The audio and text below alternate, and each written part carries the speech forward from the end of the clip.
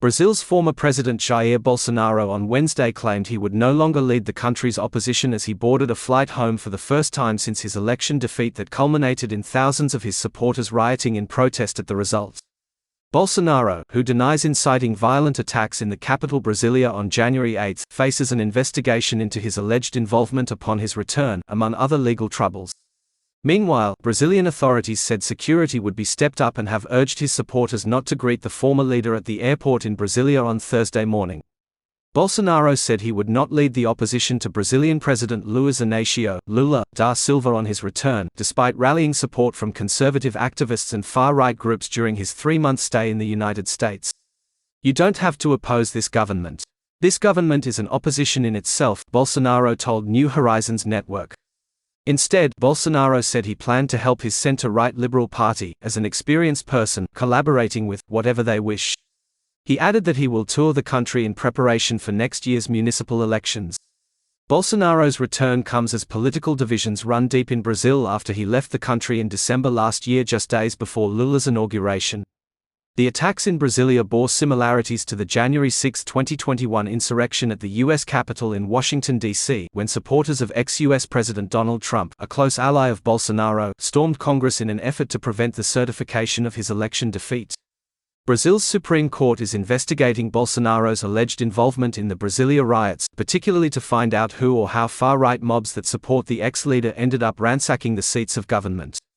Bolsonaro is also under scrutiny over jewelry he allegedly received as a gift from the Saudi Arabian government while in office. On Wednesday, he denied any irregularities, stating that the objects were registered.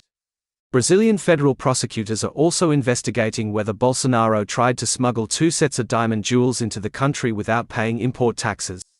Though he denounced the invasion of Brasilia by his supporters, in the days following the election he welcomed peaceful demonstrations while his party filed petitions for an audit of voting machines, alleging fraud.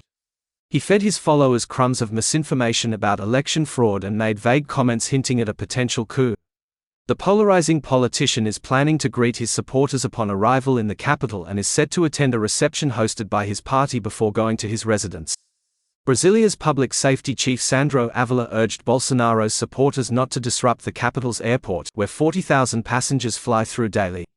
"We urge you to respect this decision that was already taken, for the well-being of the former president's supporters and his own," said Avila in a joint press conference with heads of Brazil's security forces on Wednesday.